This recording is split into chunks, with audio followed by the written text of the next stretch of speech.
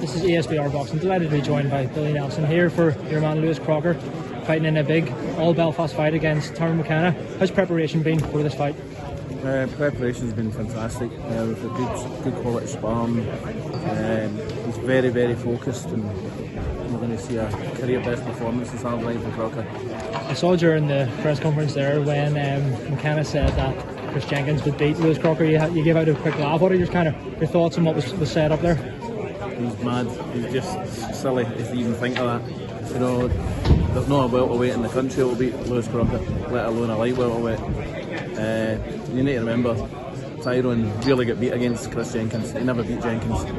And any fighter that he stepped up to the so-called different level, your Progre, your Harry Davis, and the other guy, he get beat. So, and he's not fighting a light welterweight now. He's come up against a massive, huge punching welterweight. It was around saying, and you said in the past, do you think Lewis Crocker is one of the biggest, if not the biggest, punching welterweight in the world? I believe he's the hardest punching welterweight in the world. If no, it's certainly in the top 2 or 3.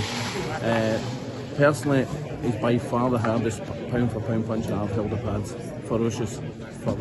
Broke a guy's ribs on the body belt the other week.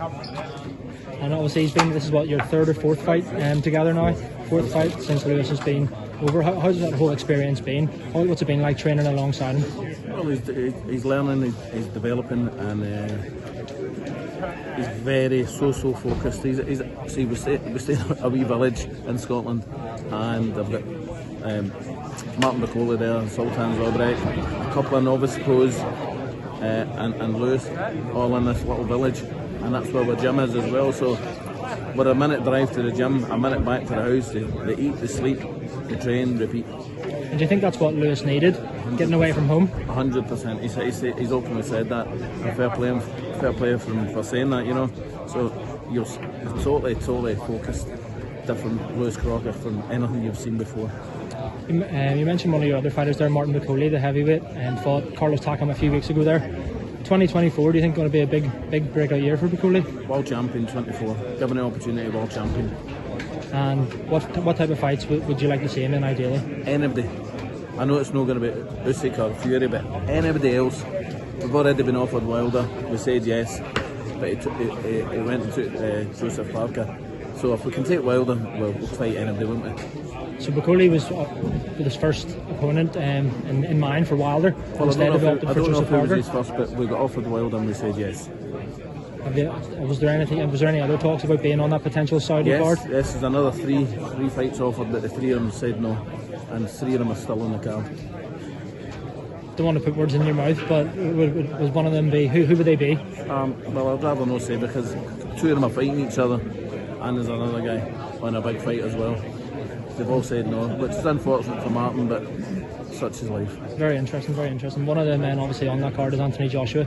He's now recently trained up with Ben Davison. What do you make of that move? It's 3 or 4 fights, 3 or 4 different trainers for Joshua in the last year or 2. What do you make of that move? Well, I've always said that it's not a slur on Anthony, because Anthony's a fantastic man and a good friend. I just, boxers who go from trainer to trainer, there's insecurities there, or lack of true belief.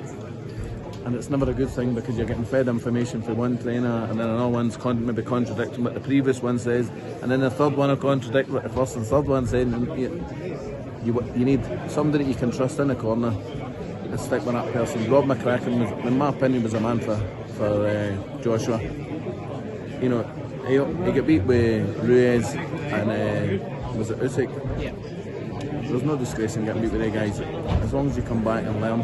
But he should have, in my opinion, should have stopped with Rob McCracken, because I reckon he's the best trainer out of the 4 that he's had anyway.